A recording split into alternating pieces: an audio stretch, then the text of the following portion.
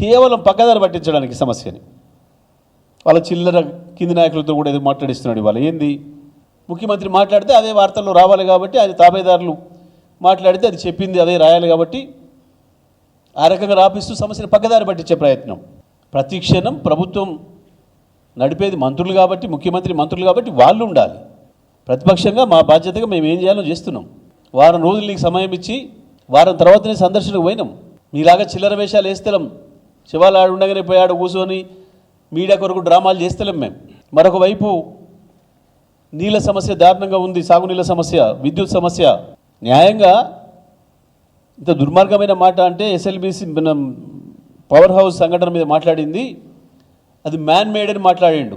దాన్ని కాపాడడం కొరకు విధి నిర్వహణలో భాగంగా ప్రాణం పోయినా మేము వెనక్కి రావద్దు, దీన్ని కాపాడాలని చెప్పి 8-9 మంది ఉద్యోగస్తులు వాళ్ళ ప్రాణాలను కోల్పోతే దాన్ని కాపాడే ప్రయత్నంలో వాళ్ళని గౌరవించాల్సింది, వాళ్ళను ప్రే చేయాల్సింది పోయి ఒక చిల్లర మాట మాట్లాడి, ఏ అనుమతులు లేకుండా తవ్వడం అనేది నిర్లక్ష్యమా? ప్రమాదాన్ని అడ్డుకోవడానికి పోతే నా ప్రాణానికి నష్టం జరుగుతుందని తెలిసి కూడా పోయినవాడు వాళ్ళు కారకులా? ఇది విద్యుత్ ఉద్యోగుల మనోభావాలు దెబ్బతీయటం, వాళ్ళని కించపరచడం తప్ప ఇంకోటి కాదు. చచ్చిపోయిన వాళ్ళని కించపరచడం తప్ప ఇంకోటి కాదు. రేవంత్ రెడ్డి మాట్లాడింది ఓ బాధ్యత లేకుండా, సోయి లేకుండా మాట్లాడే మాట. ఒక నిమిషంలో వాళ్ళు ఇల్లు ఉరికి రావచ్చు, కానీ 1000 కోట్ల ఆస్తి, ప్రజల ఆస్తిని కాపాడాలని దేశ రక్షణలో సైనికులు ఎట్లా పోతారో ఆ పద్ధతిలో వెళ్ళిన మా ఉద్యోగస్తులు ఆ రోజు నిలబడ్డారు. ఆ ప్రయత్నం చేసిరు కాబట్టే వేలాది కోట్ల రూపాయల ఆస్తిని కాపాడగలిగారు. అంత పెద్ద ప్రమాదం జరిగితే అతి తక్కువ నష్టంతో దాన్ని ఆపగలిగారు. దాన్ని అభినందించాల్సింది పోయి ఈ పద్ధతులు అంత చిల్లరగానా ముఖ్యమంత్రి అంటూ మాట్లాడేది? చిల్లర రాజకీయాల కొరకు, విషయాన్ని పక్కదారి పట్టించడం కొరకు 5 సంవత్సరాల తర్వాత. ఈ కరెంటు విషయంలో కొట్టే గప్పాలు నవ్వుకుంటున్నారు ప్రజలు. నేను ఒకటే మాట అడుగుతున్నా, రాష్ట్ర ముఖ్యమంత్రి కావచ్చు, విద్యుత్ శాఖ మంత్రి కావచ్చు, ఇంకెవరైనా, మీరు వచ్చిన రోజు నుంచి ఈ రోజు వరకు ఏ ఒక్క రోజు నాడు, ఒక్కటంటే ఒక్కటి రోజు, ఈ 16 నెలల కాలంలో 420 రోజులు, 440 రోజులు దాటింది, 24 గంటల కరెంటు అన్ని రంగాల వినియోగదారులకు ఇస్తే నేను రాజకీయాల నుంచి పక్క తప్పుకుంటా. మీరు నిరూపిస్తే నేను ఎమ్మెల్యే పదవికి రాజీనామా చేస్తా, రాజకీయాల నుంచి కూడా తప్పుకొని పోతా. ఒక్కరోజు ఇచ్చిన మీరు ఈ 480 రోజులు కావస్తున్నట్టుంది దాదాపు. ఏ ఒక్కరోజు 24 గంటల విద్యుత్తు అన్ని రంగాలకు, వ్యవసాయ రంగానికి, అన్ని రంగాలకు కనుక ఇచ్చినట్లుగా మీరు చూపిస్తే రికార్డు. ఒక అబద్ధం ఆడేటప్పుడు ఎంత నిస్సంకోచంగా, నిర్లజ్జగా మాట్లాడుతున్నారు. ఏమనుకుంటారు ప్రజలు? 12 గంటలు దిక్కులేదు పవరు. నువ్వు ఇచ్చే పవర్తోని దుర్మార్గంగా మోటార్లు మళ్ళీ గాలి. నేను చూపిస్తా ప్రతిరోజు. ఈ రోజు నుంచి ఏదో ఒక రిపేర్ షాప్కి పోయి చూపిస్తా ఎన్ని మోటార్లు పడవబడి ఉంటున్నాయో. ఒక మోటార్ కాలిపోతే 10 రోజులు 10 రోజులు పడుతుంది రిపేర్ చేసి రావడానికి. సీరియల్లో నిలబడాల్సి వస్తుంది మళ్ళీ రైతులు. నీ నిర్వాహకం అంత గొప్పగా ఉంది. 24 గంటలు విద్యుత్ ఇస్తున్నాం. నవ్వుకుంటున్నారు ప్రజలు నీ మాటలు చూసి. కేసీఆర్ ఇచ్చిన నీళ్ళు ఇవ్వలేవు, కేసీఆర్ ఇచ్చిన కరెంట్ ఇవ్వలేవు, కేసీఆర్ ఇచ్చిన మంచినీళ్ళు ఇవ్వలేవు. ఇంకా నీ ముఖానికి కొత్తది ఇస్తాడైనా అని అంటున్నారు రైతులు. ఇలాగో పరిపాలన చేస్తుందా అని అడుగుతున్నారు ప్రజలు. కాళేశ్వరం లేదు అందుకే నీళ్ళు ఇస్తలేం, కాళేశ్వరం నీళ్ళు రాలేదు సూర్యాపేటకని మాట్లాడినారు. బట్టి విక్రమార్క, ఉత్తమ్ రెడ్డితో సహా. ముఖ్యమంత్రి కంటే ఎటు తెలియదు ఏ నీళ్ళు ఎక్కడికి పోతాయో, కృష్ణ ఎటుందో గోదావరి ఎటు ఉందో తెలియదు, అదే విషయం. ఎస్ఆర్ఎస్పీ నుంచే ఇచ్చిండు కేసీఆర్ నీళ్ళని మాట్లాడారు గత 4-5 సంవత్సరాలు. మీరు చెప్పిందే నిజమైతే ఈ సంవత్సరం ఎస్ఆర్ఎస్పీ నిండింది కదా, ఎందుకు ఇవ్వలేకపోతున్నాం? ఎందుకు ఎండుతున్నాయి పొలాలు? ఉత్తమ్ కుమార్ రెడ్డి, బట్టి విక్రమార్క, ఎందుకు ఎండుతున్నాయి పొలాలు? ఎందుకు వరంగల్, నల్గొండ జిల్లాలో, సూర్యాపేట జిల్లా, నల్గొండ ఉమ్మడి జిల్లాలో, ఉమ్మడి వరంగల్, ఉమ్మడి నల్గొండ జిల్లాల్లో వేలాది లక్షలాది ఎకరాలు రైతులు ఎందుకు ఎండబెట్టుకోవాల్సి వస్తుంది? ఎందుకు ఎండిపోతున్నాయి పొలాలు? ఎందుకు బర్ల గొర్రెలకు అమ్ముకుంటున్నారు? నీ చేతగాంతనము కేవలం మీ డబ్బుల దాహం, ఇసుక అమ్ముకొని డబ్బులు సంపాదించుకోవడానికి, మీ ఇసుక మాఫియా చేస్తున్న దుర్మార్గానికి కాళేశ్వరం నుంచి నీళ్ళు ఇవ్వడం లేదు. గోదావరి నదితో సహా సుందిల్లా అన్నారంలో నీళ్లు నింపే అవకాశం ఉన్నా కేవలం ఇసుక మీద 100 కోట్లు సంపాదించుకోవడం కొరకు వేలాది మంది రైతుల ఉసురు తీస్తున్నారు. ఊరికేనే పోదా పాపం, శిక్ష అనుభవిస్తారు. ఇలా అధికారంలో ఉంది కదా మాకేం కదా అనుకుంటున్నారేమో. కొద్ది రోజులే. మీరు చేసే పాపాలకి ప్రజల చేతుల్లో చావుదెబ్బ తినక తప్పదు. మీరు చేస్తున్న దుర్మార్గాలకి మేము ఛాలెంజ్ చేస్తున్నాం. కాళేశ్వరం ప్రాజెక్టు మొత్తం ఇంటాక్ట్ ఉంది, ఇవాళ మోటార్ ఇట్లా ఆన్ చేసినా నీళ్లు సూర్యాపేట జిల్లాకు చేరుకుంటాయి మూడో రోజుకి. ఉత్తమ్ నీ నియోజకవర్గం పద్మావతి నియోజకవర్గం మోతే సహా ప్రతి ఎకరం పంట పండియొచ్చు. కేవలం మేడిగడ్డలో కుంగిపోయిన ఒక్క పిల్లర్తోని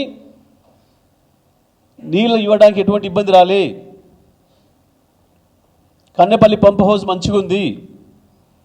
ఇప్పటికి కూడా గోదావరి లైవ్గా పోతుంది.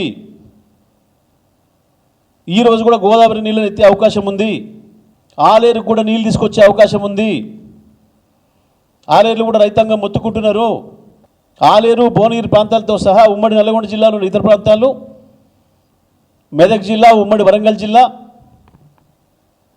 అంతటా కూడా ఒక్క ఎకరం ఎండిపోకుండా నీళ్ళు ఇచ్చే అవకాశం కాళేశ్వరంతో ఉంది. అయినా ఇసుక దందాకు అలవాటు పడి దాంట్లో మజా తీసుకొని ఇక కేసీఆర్ మీద నెట్టేసినాం కదా, కాళేశ్వరం కూలిపోయిందని చెప్పినాం కదా, ఇట్లనే తప్పించుకుందాంలేమని అనుకుంటున్నారు. కానీ మీ పాపం వల్ల ఏ రైతులకు శిక్ష పడుతుందో ఆ రైతుల చేతుల్లో మీకు శిక్షలు తప్పవు. నేను మీడియా మిత్రులకు కూడా విజ్ఞప్తి చేస్తా ఉన్నా, దయచేసి ఆ ప్రజల బాధలు చూపించండి, రైతుల గోడు వినిపించండి. ఇంకా ముఖ్యమంత్రి మాట్లాడే చిల్లర మాటలు, ఆయన తాబేదారులు మాట్లాడే చిల్లర మాటలతోని ప్రజల సమస్యల్ని పక్కదారి పోనీయకండి. ప్రజలు అసలైంది ప్రజలు. మీడియా బతకాలన్నా ఇంకోటి బతకాలన్నా ప్రజలే, ప్రజల సొమ్ముతోనే. దయచేసి వాళ్ళ బాధలు కూడా చూపించండి. ముఖ్యమంత్రి మాట ఒకటి కూడా బాధ్యతాయుతంగా లేవు, ఆ స్థాయికి తగ్గట్టుగా లేవు, పనులు లేవు, మాటలు లేవు, ఆ హోదాకు తగ్గట్టుగా లేవు. సమస్యను పరిష్కరించే పద్ధతిలో ఎక్కడ కూడా ఒక చర్య లేదు, ఒక మాట లేదు. కేవలం పదవిని కాపాడుకోవడం కొరకు మోడీతో అంటగాగుతూ ఇక్కడ ప్రజల్లో ఒక కన్ఫ్యూజన్ తేవడం కొరకు నేను బీజేపీ మీద దాడి చేస్తున్నాను కదా అనిపించుకోవడం కొరకు చేస్తున్న నాటకము రాష్ట్ర బీజేపీ మీద మాట్లాడడం అనేది. అధికారం కేంద్రంలో ఉంది, అధికారం మోడీ దగ్గర ఉంది. కానీ మోడీని పొగుడుతూ ఇక్కడ బీజేపీ తిట్టడం అనేది కేవలం ఒక డ్రామా. ముఖ్యమంత్రి ఇప్పటికైనా ఈ చిల్లర మాటలు ఎన్ని వదిలేసి రైతాంగం ఏ నీళ్ళ కొరకైతే ఏడుస్తున్నారో సాగునీళ్ళ కొరకు ఇచ్చే అవకాశం ఉంది. ఇప్పటికైనా ఈ రోజు నుంచి చర్యలు తీసుకున్నా అది నిజామాబాద్ జిల్లా కావచ్చు, కరీంనగర్ జిల్లా కావచ్చు, మెదక్ జిల్లా కావచ్చు, వరంగల్ నల్గొండ జిల్లాలు కావచ్చు, ఉమ్మడి జిల్లాలలో లక్షలాది ఎకరాలని బతికించే అవకాశం ఉంది. ఉత్తమ్ కుమార్ రెడ్డి గారు కనీసం దానిపైన దృష్టి పెట్టండి.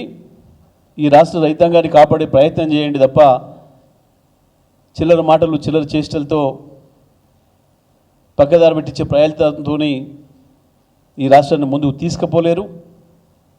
ఇది సరైనది కాదు అని చెప్పి మేము హెచ్చరిస్తూ ఉన్నాం. నేనేమంటున్నా, చిల్లరగాండ్లు చిల్లర మాటలు, చిల్లరగాండ్లు చిల్లర మాటలు అంటున్నాను నేను, ముఖ్యమంత్రి మంత్రివర్గంతో సహా. మేము 5 సంవత్సరాలు ఆ నీళ్ళతోనే ఇబ్బంది పడ్డాం. కాంట్రాక్టరు శక్తికి మించిపోయింది, ఊట ఎక్కువ వచ్చి, పైగా వరుసగా శ్రీశైలం 3 నెలలు 4 నెలల పైన ఓవర్ఫ్లో కావడంతో నీటి ఊట పెరగడం ద్వారా ఇన్లెట్లో పని చేయలేకపోయినాం. స్పష్టంగా ఉంది. అది నువ్వు చెప్పేది ఎందుకు కొట్టంగానే ఇయ్యాలా? మేమే చెప్పిన ఆ రోజు, గతంలో నేను మాట్లాడిన చాలా ఉన్నాయి రిపోర్ట్. అవుట్లెట్లో వైపు పనిచేయొచ్చింది, చేసినాం. 12 కిలోమీటర్ల పైన తోమినాం. మాకు తెలుసు. కానీ మీలాగా చిల్లర వేషాలు వేసి ప్రజల ప్రాణాలు ఎక్కడైనా పోనీ అని చెప్పి మేము ప్రవర్తించలే. మేము చెప్తుంది అది, మేమే చెప్తున్నాం ఆ మాట.